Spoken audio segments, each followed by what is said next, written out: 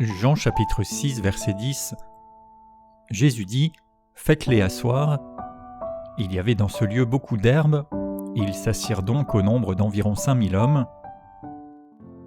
Dans les versets précédents, il est dit qu'une grande foule s'approchait de Jésus et ses disciples, et Jésus avait demandé à ses disciples de trouver à manger pour toutes ces personnes, et alors que deux d'entre eux se questionnaient sur ce qu'ils avaient, sur l'insuffisance de tout cela, Jésus répond ici, elle dit « Faites-les asseoir ».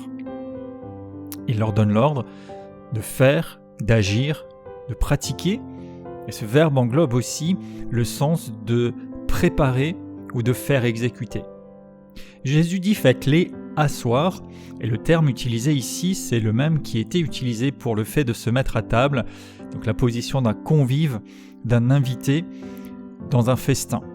Une position tranquille, de repos, position dans cette situation-là aussi qui évoquait l'attente ou la réception. Il y avait dans ce lieu beaucoup d'herbes, donc c'était un lieu adapté, plutôt confortable pour que les gens s'y installent plutôt que sur un sol dur ou poussiéreux.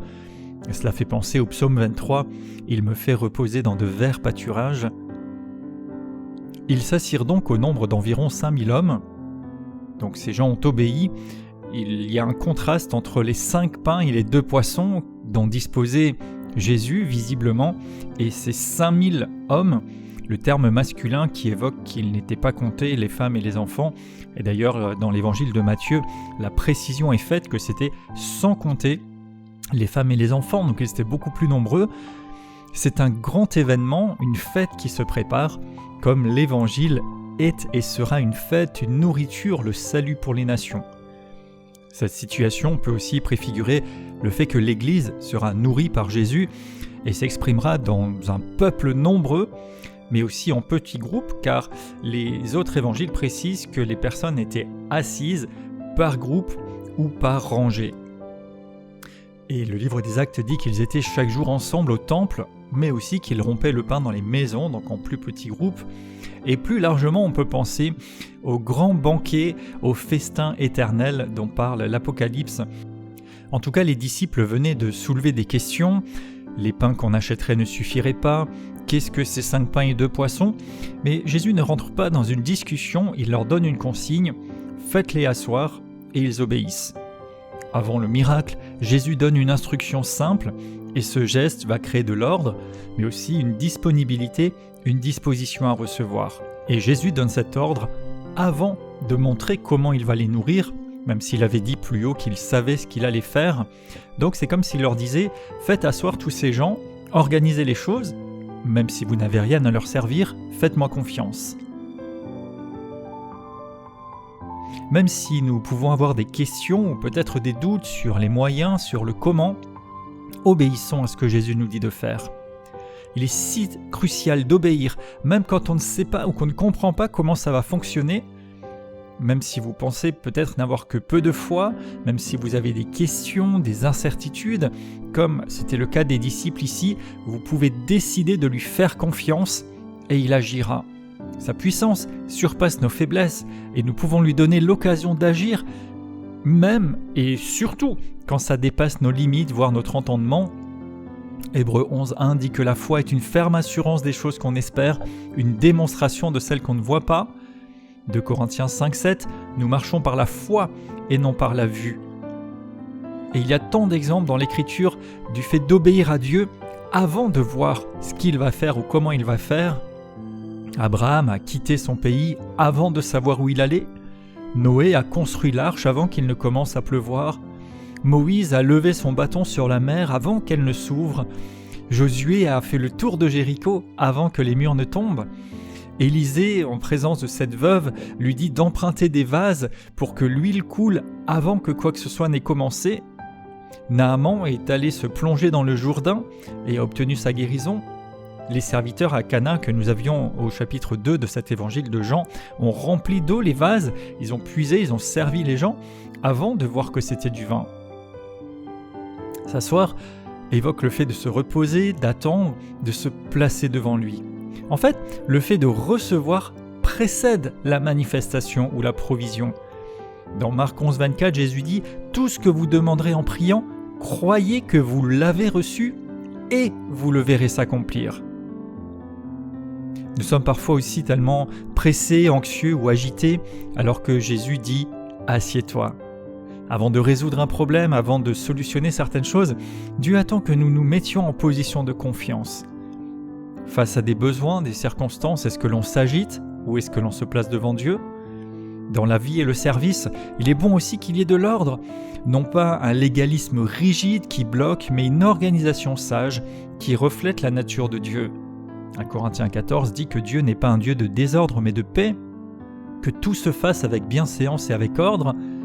Dans Acte 6, il est fait écho d'un problème dans la distribution de l'aide accordée aux personnes et il y a alors la mise en place d'une organisation qui va permettre la croissance. Dans Tite, l'apôtre parle d'avoir laissé son disciple en Crète afin qu'il mette en ordre ce qu'il fallait régler. Donc, nous avons besoin de trouver assez d'ordre pour que les choses soient en place, fonctionnent efficacement, mais aussi de garder la flexibilité pour suivre l'Esprit de Dieu et accueillir le miracle lorsqu'il vient. Cela évoque ici de préparer un terrain favorable à l'action du Seigneur. Bien sûr, c'est lui qui opère le miracle, c'est sa puissance qui va agir, mais nous pouvons et devons nous y préparer. Jésus va faire le miracle, mais il demande aux disciples de faire asseoir les gens et plus tard de distribuer les pains. Dieu fait ce que lui seul peut faire, mais nous sommes appelés à participer à son œuvre. Donc, on ne s'enferme pas dans une passivité. Dieu fera tout, moi je fais rien, j'attends. Mais pas non plus dans une forme d'activisme comme si tout dépendait de nous, mais nous coopérons avec lui. Dieu pourvoit à sa façon et comme il convient. Ses promesses sont certaines, elles s'accompliront. Même si on ne voit pas grand-chose, nous pouvons reconnaître aussi les choses qu'il a mis à disposition. Comme ici cet endroit agréable, cette herbe verte, c'est secondaire, mais c'était agréable de pouvoir s'installer ici en attendant de recevoir ce que Jésus allait manifester. Nous pouvons ainsi rendre grâce en toutes choses, car Dieu prend lui-même soin de nous. Est-ce que vous obéissez à l'ordre de Jésus, même si vous ne savez pas comment les choses vont se faire ? Est-ce que vous croyez que sa parole est efficace pour accomplir ce qu'elle dit ? Êtes-vous prêt à obéir avant de voir comment ça va se passer ? Ou bien est-ce que vous posez des conditions à l'obéissance ? Faites-vous confiance à Dieu ? Votre vie est-elle alignée sur l'ordre divin ? Est-ce que vous équilibrez avec la flexibilité à l'action de son esprit ? Est-ce que vous arrivez à reconnaître sa provision même dans de petites choses et le remercier pour cela ? Faites-vous votre part ? Face à une situation difficile ou impossible, vous pouvez écouter, recevoir la direction, le commandement du Seigneur. Bien sûr dans sa parole, par son esprit, par sa direction qui vous est communiquée. Alors obéissez, même si vous ne voyez pas encore comment ça va se passer. Mettez de l'ordre, restez tranquille, restez en position. Reconnaissez sa providence, faites votre part, faites-lui confiance et le miracle s'accomplira. Que ce soit une provision, la transformation, une percée, le miracle va suivre l'obéissance. Et comme les disciples ont fait asseoir cette grande foule, eh bien vous pouvez faire asseoir votre vie, vos circonstances sous l'autorité et la puissance de Jésus. Je déclare que j'accepte de m'asseoir sous l'autorité de Jésus, dans la confiance qu'il est à l'œuvre. Je décide de faire asseoir mes circonstances sous son autorité, sous sa puissance. Je considère Jésus comme supérieur à tout. Je veille à l'ordre divin dans ma vie. Je reçois ses instructions, j'obéis et je crée un terrain favorable à sa manifestation.